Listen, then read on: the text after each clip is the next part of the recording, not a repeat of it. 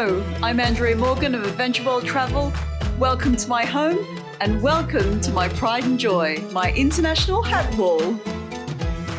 Now you might be wondering at this point, Andrea, why such a dedication to hats and headdresses in such a fashion?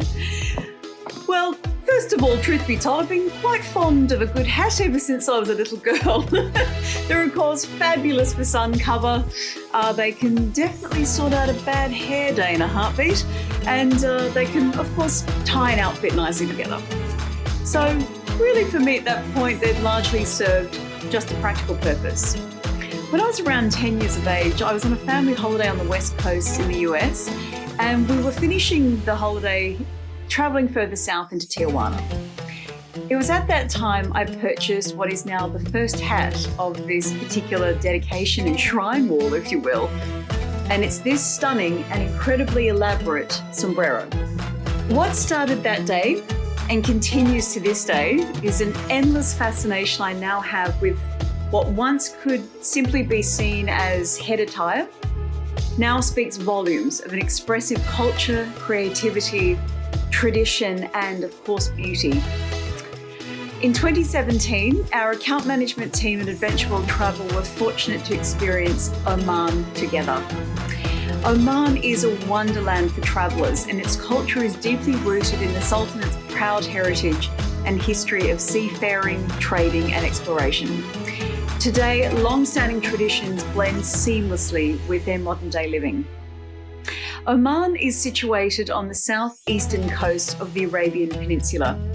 The Omani Empire centuries ago spread as far south as Zanzibar in East Africa and as far east as Pakistan.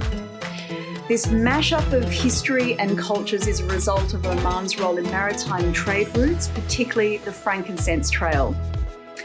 Oman is the ancient soul and heart of the Arabian Peninsula at its most diverse and accessible. And the country very proudly offers some of the most unspeakably beautiful natural environments. Just outside the capital Muscat is the old port area of Mutra, where you can find the famous Murah Souq. So that's the long-running bazaar, which features everything from household goods, clothing, spices, antiques, textiles, jewellery. It was here through a deliciously heady cloud of frankincense that I learnt more of the traditional and daily form of dress. And in today's example for you, I will describe the male attire in particular. To start with, the men wear white or off-white robes known as dishdashas, an ankle-length gown with long sleeves and no collar, and a tassel several inches long called a tabusha is draped from the right side of the neckline and is usually scented in perfume or incense. This is now where the headdress comes into play. Now it comes in two forms. First being the kumma, and the second is the mussar. Now the kumma that you see before you is an intricately embroidered flat top, and it's brimless cap, and it's almost cylindrical in shape. Isn't it just beautiful? It is typically, as you can see, highly ornate with bright floral and geometric stitched patterns. Now the designs of which are inspired by contemporary Islamic design, architectural as well, and lots of flowers. And it has small holes throughout the embroidery, which helps keep the head cool in the hot Omani sun. Now the mussar is a square cloth, usually made of cotton or fine wool, again with ornate elegant patterns, just like you see here, and it's hand-stitched or woven into the fabric. The mussar is then folded, wrapped and tucked, so the final appearance is like a turban, and often worn over the kumma to maintain its shape throughout the day and the evening. Interestingly, the various ways of wrapping, tucking and tilting the mussar identifies the region from which the wearer hails. Therefore, the mussar embodies the multicultural history of the country's fashion.